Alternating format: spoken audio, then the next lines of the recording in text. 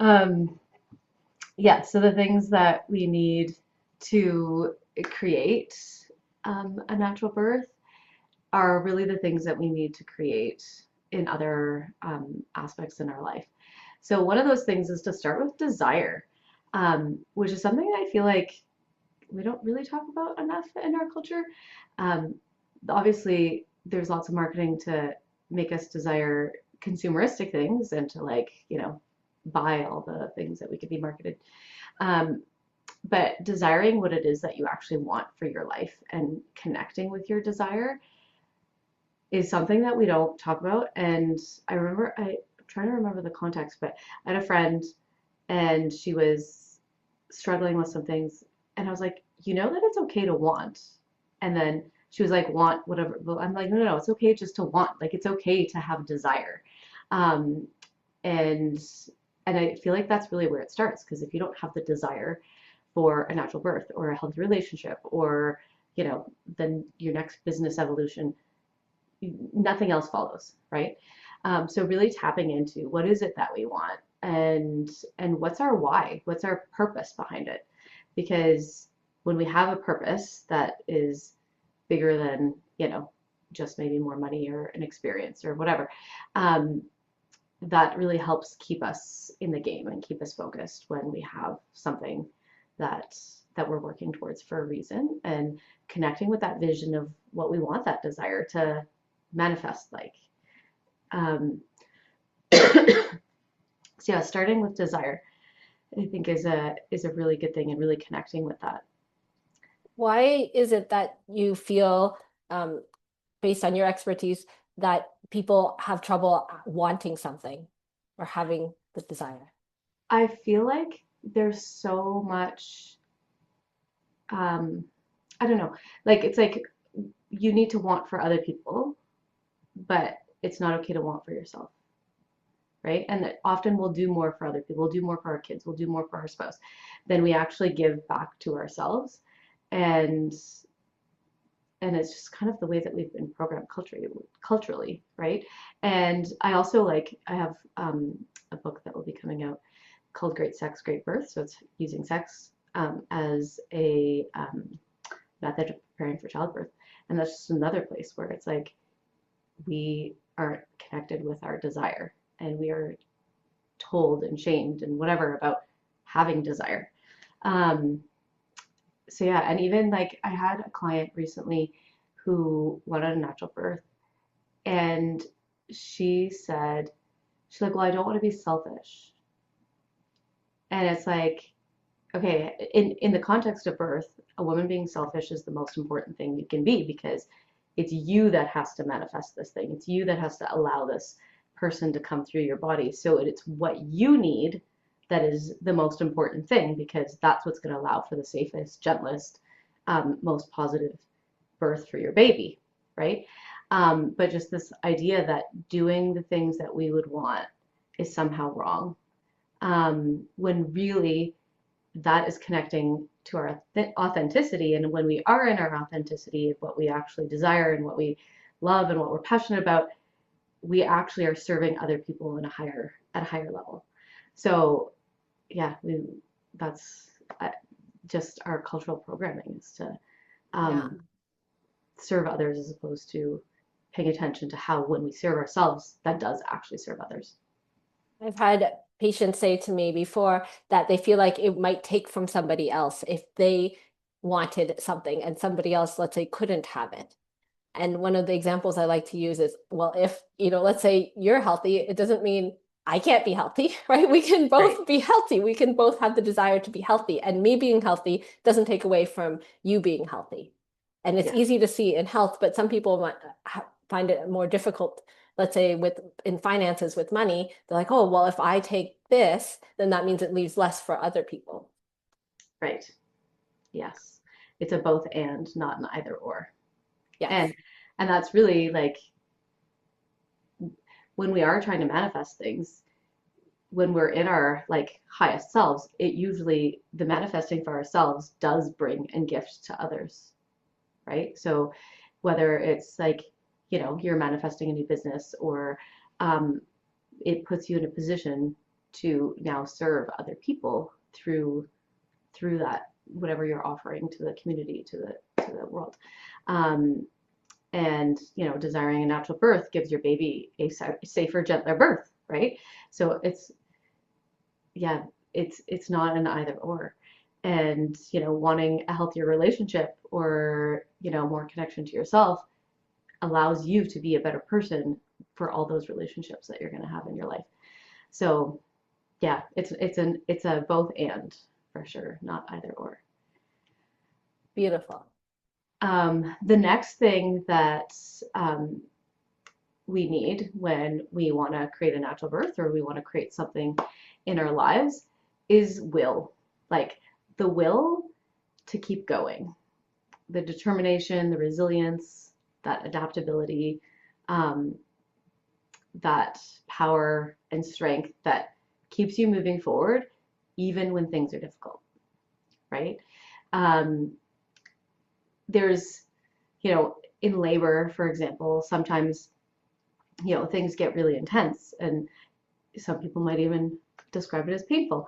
Um, and sometimes we try to avoid that sensation, but it's actually moving into it that actually gets you closer to the thing that you want.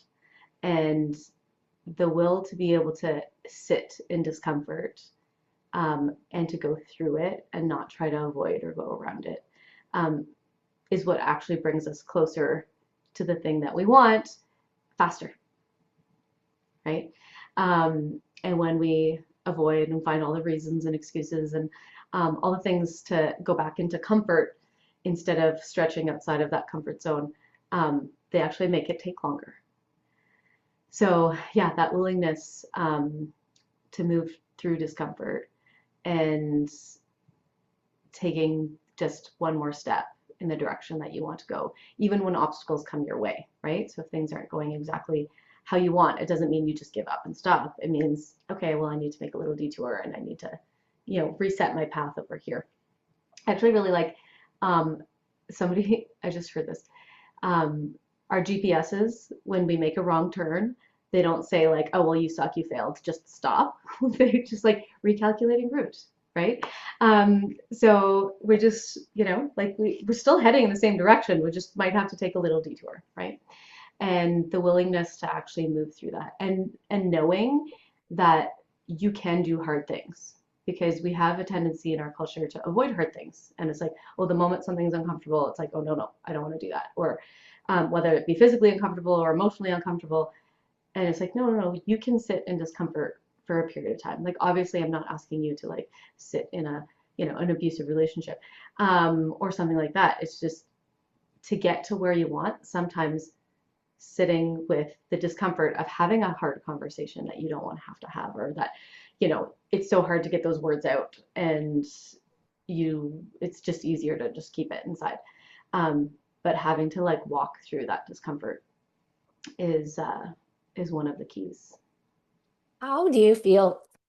How can you describe the feeling in your body for you or in your nervous system between being uncomfortable or feeling discomfort versus like I'm in danger and I need to do something? Because sometimes your body will be like, oh my gosh, like run, do this, you're in danger.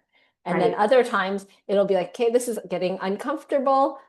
And yet you choose that time to persevere and go through that. Right. Um, that, yeah, that's a thing. So, and for me, I feel like part of that is trying to really connect with I feel like there's so many facets to that the dialogue right there. Because part of it is just trying to connect with like, what is it exactly that I'm feeling, right? And this kind of takes me, I'm gonna actually go into my next point, and then I'm gonna like expand on this, because my next thing is knowledge, right? So regardless of what, thing that you're embarking on that you want to create, there's some knowledge that you need to have. And some of that is knowledge that we have from the outside. So things that we might learn in school or through like, studying a manual about something that we need to do, or reading books, or there's this like outside in knowledge. But then some of it is your inner knowledge. So part of it is just knowing yourself. and knowing when what your response is when you're under pressure, or what have you experienced in the past when you've come to a place of discomfort, and so being able to decipher, is this me just wanting to fall back into comfort? Or the other piece of knowing is your intuition. Is this my intuition telling me something that, okay, maybe I do need to pause, and maybe this isn't, like, the discomfort I'm feeling right now isn't just me wanting to fall back into my comfort zone. This is actually a warning system, right? Um, so having that knowledge, not only just outside, like in book knowledge, but the knowledge of yourself, and being able to connect with, and take pause, right? Like when you feel that discomfort, don't be reactive to it, be responsive to it. So reactive would be like, oh, I feel uncomfortable, I'm gonna stop. Or just like that knee-jerk type of reaction, versus being responsive is sitting with it and being like, okay, this is what I'm feeling in my body, and taking it to that level too, even just taking it to, what am I actually feeling in my body? Like, is my gut clenching? Am I feeling tightness in my chest? Like bringing it into a physical level, like what is it that I'm actually sensing right now? And then there's a piece of it that is this even my feelings, or is this somebody else's fear that I'm taking on? I had a really notable experience for that with when my son was bit by a tick. And I walked into the house, and our care provider told us that they found this bug stuck to him. She didn't know what it was. And I, like, immediately, I was like, oh my God, it was a tick. And I know um, from like the naturopaths and stuff, like the tick protocols and da da da, and all the stuff about Lyme, known many people with Lyme. And I actually, this is the way I felt this. I like saw coming down my stairs this like tunnel of fear that went into my body, and I went into like panic mode, and I'm like got all the supplements, and I'm like shoving them in my kid, and I'm like let's do all the things. And then I had to sit back, and I'm like, hang on a second, like whose fear is this? Is this my fear? Like what's my actual, like what do I actually feel about him in this experience of being bit by a tick? And I'm like, I actually feel like he's gonna be fine. Like my intuition, my inner knowing was just like, no, no, no, we're fine.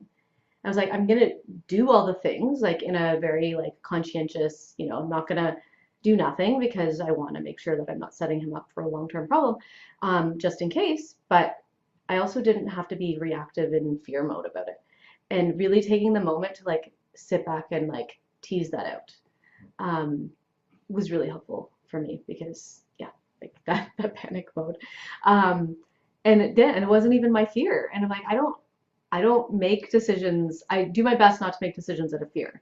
And, like I had my babies at home. This is one of the things I was actually thinking through this whole tick thing, is I had my babies at home, and I didn't make decisions about my births based on what, like, the worst case scenario that like a NICU nurse sees of a baby coming in an emergency. I'm like, yeah, emergencies happen, but like I'm not going to make my choices out of that very unlikely super fear-based situation. Just like there's horrific car accidents, they still drive every day. I'm trying to make my choices out of, like, what is my vision, what is my purpose, and what actually serves us at our highest level. So yeah, like really connecting with that inner knowing of like, oh, is this a pattern that I have, that I like to fall back into my comfort zone, and I need to stretch myself right now? Or is this my intuition that's actually saying, hang on a second, like just take a pause and figure things out? Or is this somebody else's fear that's like taken over my body, and I need to like break energy with that, and separate myself and connect really to my inner knowing and my inner sense, and not take on other people's. So yeah, I don't know if that answers your question, or if I kind of went on a tangent, but No, that's good. I think the one of the key words is discernment, right? To be able to discern, again, what you said, the outside knowledge, because knowing let's say the steps of birth and what happens at each stage, that's going to help you when you're in the process, right? Preparing ahead of time. That's why they make you study the driver's handbook before you get into the car, so Right. that you have some knowledge of, okay, this is what is supposed to happen, right? Even though we know that that's not always, it's the best you can get, closest as Right. you can get without actually doing the thing, right? And then there's that internal piece of you where if you are, let's say, regulated, you'll have certain answers and experiences. And when you're not, you'll have differing ones. And then to be able to know, to discern what is happening internally at the same time as whatever else is happening externally or in birth internally again Yes. to you. So Yeah. those are some really good pieces to look at. What would you say is most helpful for your patients and your Yes. clients in terms of regulating yourself when you're not sure what is, like when you're not sure which one it is, whether you're unsafe, whether you are, what do you do for them? Yes.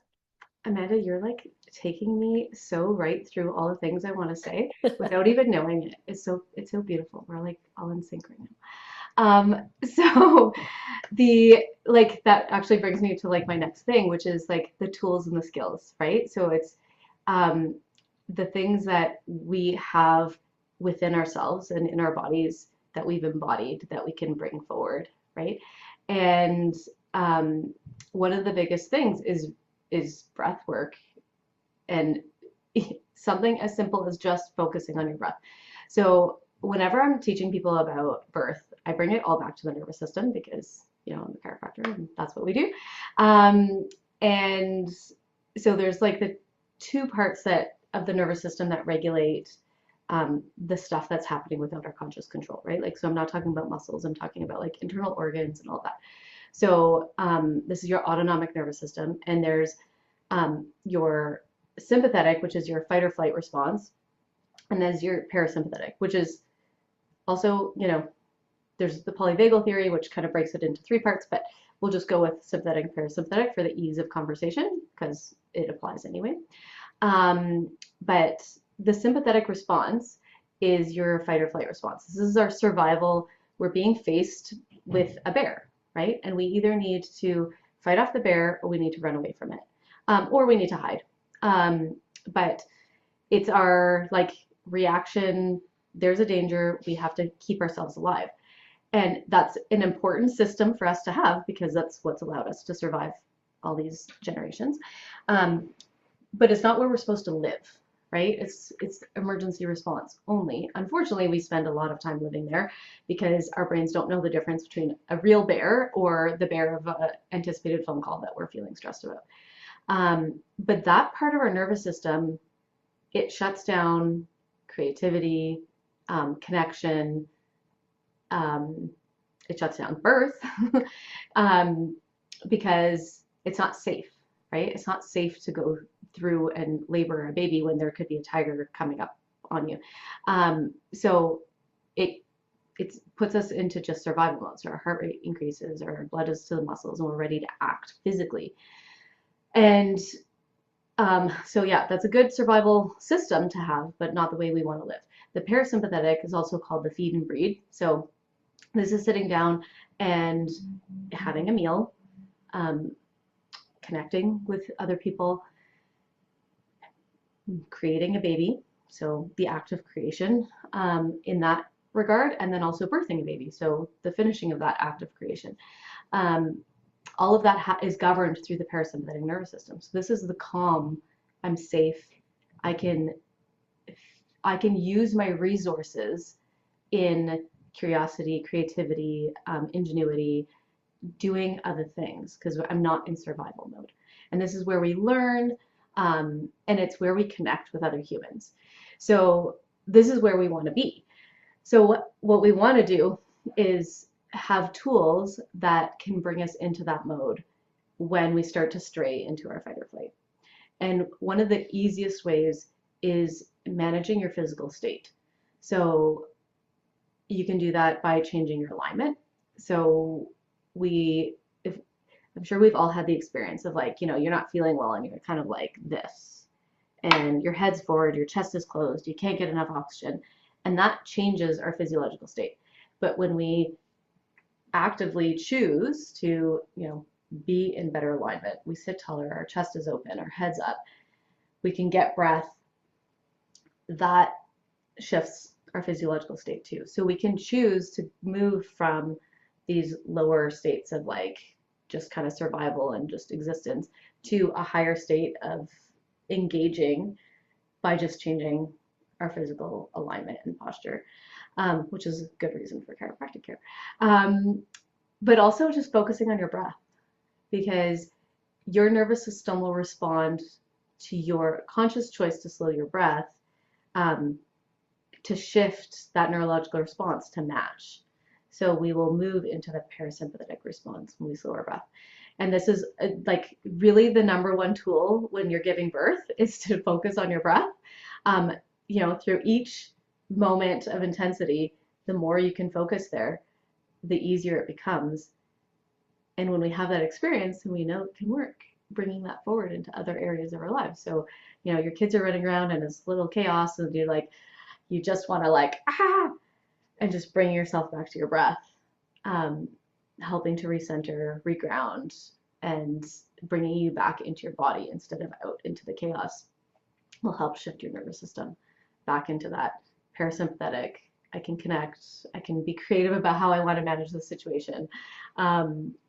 And I'm not just in basic survival mode. So yeah, I would say the moving your body too, so if you're in that state, going for a walk or engaging in something that brings you into your body, and trying to consciously come into your body as you're engaging with your body. It could be sex, it could be just it could be yoga, it could be just using your body in different ways. And or doing visualization. So your mind doesn't know the difference between something that's vividly imagined and something that's actually experienced. So, going to a guided visualization, or using your own mind to visualize, and taking yourself through a body relaxation, and connecting with your feet, and okay, is there any tension in these parts of my body, and how do I really release that? Connecting with your calves, connecting with your thighs, because we hold so much tension and we're in this stressed state and we don't even realize it. And so when we actually stop to scan our body and oh yeah, I'm holding tension in my shoulders, I can let that go. That cues your nervous system that we don't have to be holding, and we don't have to be in this tense, scared, fear state. Yeah, things that bring you to the present moment, ground you, bring you into your body, bring you into your breath.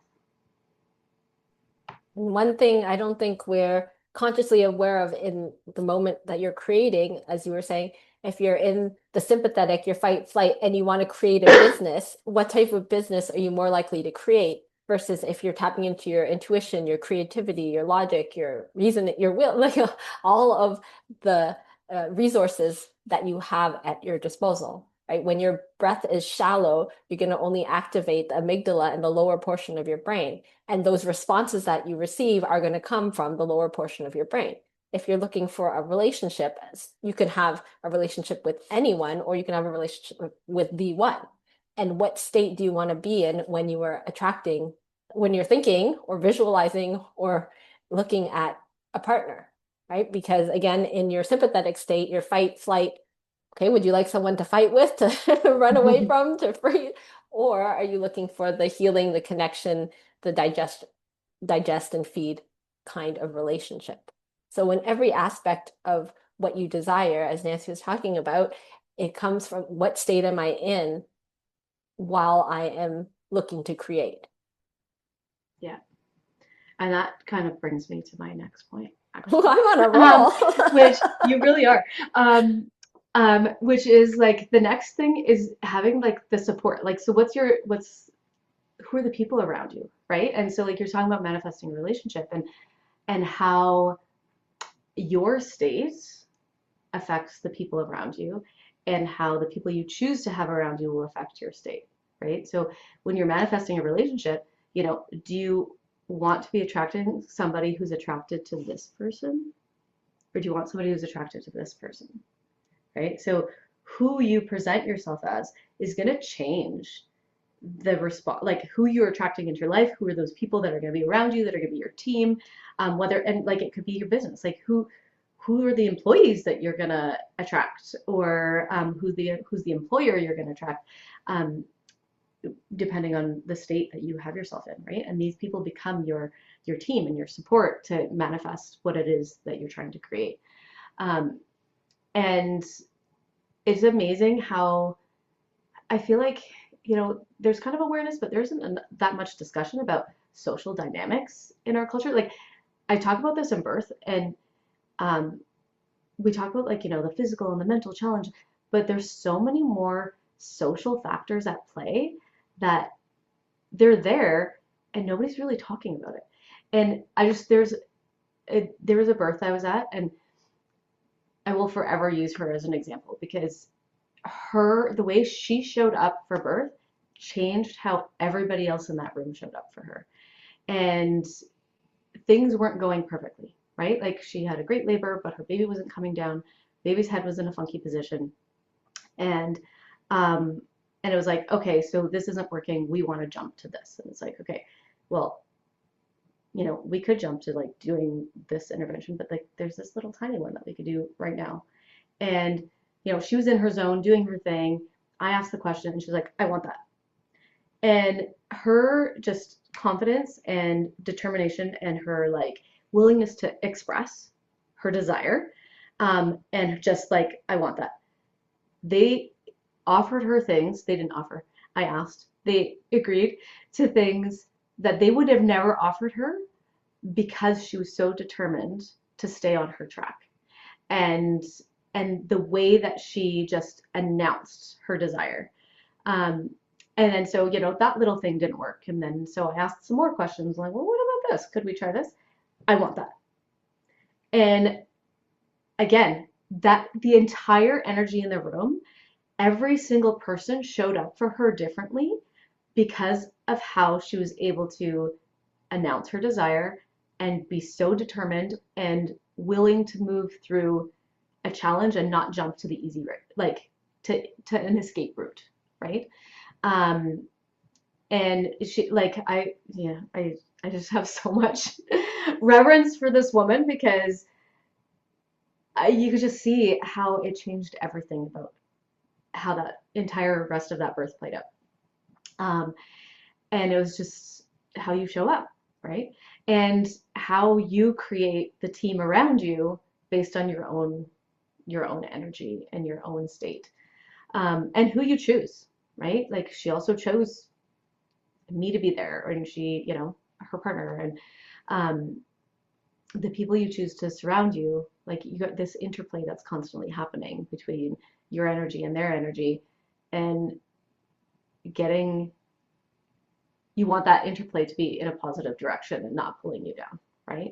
Um, and sometimes that is its own thing that you need to create, these little things where it's like, okay, now I need the desire to have a conversation that might be difficult and the will to go through it, and the self-knowledge to recognize when I just want to run away, and knowing when, okay, hang on a second, I'm being triggered and it's not about them, it's about me. The tools to bring yourself back into grounding and not like, go on some, you know, other tangents of other things and hurts and blah, blah, blah, and to stay focused on the thing that you're trying to create in this conversation right now, right? Um, so that you can now create that support person to come with you on this journey. So yeah, it's like all just little micro births, and they come in waves, right? Just like contractions where, you know, things are calm and everything's good, and then it's like, oh, okay, there's this thing I need to face, and it's coming, and it's going to come to a peak, and then it's going to get better again, and you'll be fine in between. But for that 1 minute, or maybe it's an hour of conversation or a week of getting through a bunch of things to study for exams or whatever it is. Um, it's a blip that we can get through when we're willing to do the hard things, and then we will be fine again. and then another blip will come, because that is the nature of life. Um, yeah, And one of the things is you were listing all the steps, and it's broken down. It might seem like a long process, right? right, However, it happens in a split second. Like you're like, oh, right, awareness. Okay, I see. Oh, I'm triggered. Okay, start breathing. It's similar to when you first started to learn to drive the car, right? You're like, okay, gotta check my mirror, gotta check the other mirror, gotta check the mirror, other mirror. Oh, wait, I gotta go back to the first one. Oh, put it in reverse. How do I do that? Right? And then now you're like doing a 50 million things while you're driving. And before you couldn't even get out of the first time you tried, you couldn't even get out of the driveway in 5 minutes, right? So yeah, the idea is that with the practice and learning about yourself, and the more times that you try it, it'll be there for when you need it, right? But we right, don't go, okay, I am not going to practice any breath work. I'm not going to focus on any breathing. Oh, and the baby's coming and now I have to breathe. Okay, how about we yeah, practice before then and we try this a few times in other situations before the need is there? yes. I actually saw something recently, and I wish I could go back and find exactly what it said, but it was something about self-confidence, and it's like it is actually just these little micro practices of doing something and being able to be successful at it, like we all bathed for the first time at some point by ourselves, right? And now we're just really confident about taking a shower. We don't think about it. Um, but like, and driving the car, right? Like, it's these little micro practices of doing something that the first time you do it might be intimidating. Um, or maybe it's not that big of a deal, so it's not super intimidating, but like we just gain a little bit more confidence in our ability to actually like try something new and accomplish it. Um, so yeah, I like the, you know, all of these tiny little births. And the thing that is that I love so much about birth is that when we come to the other side of it, we are a new person. Like, you're birthing a baby, but you're also birthing yourself. And you are not the same person on the other side, because and you can't even know who you are, who you will be. You can't anticipate exactly who you will become as you've walked through the fire, kind of thing. Um, and I love, there's an analogy with butterflies. So a caterpillar, to become a butterfly, and like a butterfly is not just a caterpillar who grew wings. It's a completely different being. And when it goes into its chrysalis to do its hard things, it completely dissolves itself into a puddle of mush, and then it rebuilds itself as something new. And that to me is like exactly birth. Like, and labor is that time in the chrysalis where you're really broken down to your base parts, and you're pushed to the limit of, you know, as strong as you thought you were, you have to go stronger. As deep as you feel like you're giving it, you go deeper, and it just helps you explore the depths of what your capacity is. Um, but this can happen in all kinds of circumstances, right? It doesn't have to be birth. But then you rebuild yourself, and ideally rebuilding yourself as the person you want to be on the other side, with intention and consciousness. And when you can do that, and like you've come through this difficulty and you've triumphed, and you can now like carry this with you, that you did this really hard thing, and you triumphed over the doubt and the fear and the physical intensity and the emotional intensity, and you made it through, and you can look back and know that you were the person that did that, and nobody else did it, you did it, right? um, and then you can pull that moment into the present moment and be like, okay, I can do that, I can do this, right? Or I can embark on this. And that really to me is like the beauty of birth, and why it's so important for me, because that's how I want everybody to start this new part of their life, and how I want their babies to start their whole lives, right? Is having the people around them that are like, yeah, we can do this. And yeah, that's why I love I it. think we forget how what it was like to learn. So when we walked, we didn't forget learning, like we forgot learning how to walk, and that you fell 150,000 times and then you started to run and then you tripped and then you fell again and everyone's like, oh, but that's how it is that we learn, right? Everything we learn, but somewhere along the way, we forgot the process of learning. And then we go and try something that we haven't done before, and then we give up that, whether that's a new business, you go live, you go on Instagram, you go whatever one time and no one watches, and you're like, I'm never doing that again. Right. But it took you 500 times of following in order for you to get that one step. So why wouldn't you try 500 times in your business, right? Before you said, that's it, not doing it. Or one person told you they didn't like the color you used, and you're like, okay, nope, not doing it anymore, shut her down, all the different things. And the thing is, you can't know, as Nancy said, who you're going to be on the other side, because it's the process is you're becoming, right? It's who you're becoming along the way. So if you wanted to be a business owner, who you're becoming is somebody who's going to learn skills, maybe accounting, maybe sales, maybe marketing, finance, and depending on the business that you have, all the skills associated with your business. So you're becoming a person who is a business owner. In birth, you're becoming a mother, right? In a relationship, you're becoming learning to connect and integrate with your life with somebody else's. And you are not just you, and they are not just them, and there's something in between. But you can't know beforehand. And one of the things that I think puts limitations on us is we want to know. We want to know that it's going to be okay. And we want to know that it's going to work. And we want to know before we even start. We want to know the answer before we start. We want to know what it's going to be like. But there's no guarantee of what's going to happen. Yeah. And that's where, like, in terms of back to birth, where, you know, I highly encourage people to make birth plans. Some people are like, oh, why would you make a birth plan? Because you never know what's going to happen. And it's like, your birth plan is just kind of like your business plan or your goal setting. And it's like, it's a plan for your vision and what you want in ideal circumstances. And it's an opportunity to look at what the possibilities are and what potential obstacles you could anticipate and decide ahead of time when you're not in it, when you're not in the middle, like the thick of, being emotionally or physically involved, where you can choose what alternatives you might want to navigate at different points in time. And then when it comes down to it, you can't determine the circumstances in which you're going to have to walk this path, right? The circumstances that you start from might be completely different than you had anticipated. But having that vision, having that plan of what your ideal is, helps you stay focused on something, and then you just navigate around and you just make the next best decision that you can at each point of the way, right? It's not about, okay, well, now I'm just going to give up. It's, okay, what's the next best thing I can do given this circumstance so that I can move forward, right? I think to what you're saying, that the plan, it helps you get started somewhere. Because even when you're talking about your GPS, you need to know where you are and where you're going. You can change along the way. That's fine. You can reprogram your GPS at any time, but you can't actually get a route from your GPS if you don't put in 2 points. It doesn't tell you where to go Yeah. unless you say, okay, I'm here and I kind of want to go here.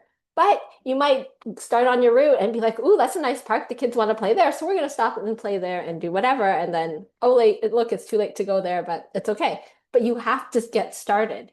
And so having that plan, taking the first step, it's so that you could get started on your Yeah. journey. And then a bit of it is surrendering to the timing of the universe, right? So maybe you put in your coordinates on your GPS and it gave you a couple of alternate routes, so okay, this is the way I want to go. I have these other options, but maybe there's a car accident suddenly happens, and okay, now I have to adapt to different circumstances, and my timing might be off. I might not get there at the time that I thought I would. I might not get there in the state that I had anticipated. Um, but yeah, but you still, like, it's about going on the path and having a vision of where you want to end up. And yeah, and it really, like, it applies to all things in life. Um, and with relationships, like, we ideally need to be more intentional. Like, what do you actually want this to look like in the end? Not just like, okay, this is fun, let's go have dinner, but like, what am I actually trying to manifest as the ultimate goal here? Like, what kind of connection do I want? What kind of communication do I want? And starting with that in mind helps you get there, because otherwise it's going to be haphazard, and like, you might manifest something that you really actually don't want at all, right? You just get in your car and make random turns. Like you might end up at the junkyard. And it's like, oh, well, what the hell am I doing here? How did I get here? Right? So yeah, having that intention, which comes back to, what is your actual desire? And yeah, and allowing yourself to go there and really like, what energy do I want to be at the end, right? So with birth, like you might have like, I want it to look like this, right? Like I don't have a vaginal birth. I don't want any medication, or I want the physical things to look like this. Um, but ultimately, it's like, how do you want to feel at the end? Because that state that you choose to be in, which is a choice throughout, even if you have to take detours, maybe you do need medication, maybe you need a cesarean, maybe like it's not going to go the way that you had anticipated, but can you maintain your state and your grounding and the energy that you want to be through this process and on the other side? And that for me is one of the things, like I help people prepare for a natural birth, but in doing that, it helps people also have an empowered birth, no matter the circumstances or the outcomes of their birth. And they can have a very empowered birth and have unwanted cesarean because they showed up the way that they wanted to. They gave their energy, their intention. They did what they were capable of through every obstacle, and they made the next best choice. And maybe the next best choice was something that you hadn't anticipated needing to choose. And that's okay because you still came through it the way that you came, like with the intention that you wanted and with the energy and the state within yourself that you had wanted. So you can come to the other side and be like, okay, well, the path that I got here wasn't what I anticipated in terms of like physical outcomes, but who I wanted to be on the other side and how I want to reflect on this is what I want. Um, and part of it is changing your focus and the meaning in which you give to circumstances and things in life. For sure. And super important about what you said is also the energy, the feeling along the way. A lot of the times we want something, like we want to manifest more money, we want to manifest because of how we think it's going to make us feel later on. Or so if it's more money, you're like, oh, I want $1 million. Why? So I will feel free. Okay, but how do you know $1 million is going to make you feel free? Maybe you have so many choices you don't feel free anymore by then. Or maybe it's only $250,000 and you feel freedom, or you feel the emotion or the feeling it is that you want to feel ahead of time. So having your GPS and a plan also allows you to ask, let's say you want a business, am I actually enjoying this business? Like the building of the business or helping people in this way that I chose? Because along the way, if you're like, yes, I like this part, yes, I like this part, at the end, when you get to where you desire, you're most likely going to feel what it is that you desire. But if you're like, I hate this sucks, I don't even know why I started this. When you get to the end, you might have gotten your accomplishment, but you won't feel the same when you're there. Yeah. And knowing what that feeling, like it's part, like, again, coming back to desire, but it's not just what does it look like in a picture form, but what does it look like in a feeling form? Like, Yes. what is the feeling that you desire? What is the experience from the inside out that you desire? Not because we focus so much on the outside, like, okay, well, I've got this car and I got this house and I got this, and it's like, no, those are just physical things. Like the manifestation is, what does it feel like? What is the experience through you? Um, that's what we want to focus on. That's what we want to create. And most often than not, you can feel the feeling or a lot sooner than waiting until your goal, right? Like even if you said, I want to feel financially free, you could probably go to the dollar store and buy anything that you desire in the dollar store, like the one thing. And you would feel freedom there because you could choose from anything in there. So you could still have the feeling of freedom before having the $1 million, again, if that's what your desire is. Yeah. Okay, so Nancy, Dr. Nancy, thank you so much for being here. Do you have any final words, final closing thoughts that you'd like to, any wisdom that you'd like to impart? I should have thought of that before I came. um, I just like connecting with yourself, and it's okay to connect with yourself. um, and connecting with your intention and your desire, and knowing that you can do hard things. It's not about things being easy, it's about knowing that you can walk through some challenge to get to the thing that you want. And when you understand why you want it and the purpose and the feeling and the ultimate outcome that you're going for, it gives you much more motivation to be able to walk through those hard things. And um, yeah, and create your team. Like the people around you make a big difference with how you experience life. You know, like they say, like you're the average of the 5 people that you spend the most time with. It's really true because their energy affects your energy. So just being intentional about what it is that you want and how you want it to look and how you want it to feel. Okay, where can people find you? Um, so on Facebook at Your Birth Coach Dr. Nancy, on Instagram at Your Birth Coach Nancy, and or via email at info@yourbirthcoach.com. And yeah, that would be the easiest ways to find me. Perfect. Thank you so much. Bye. Bye.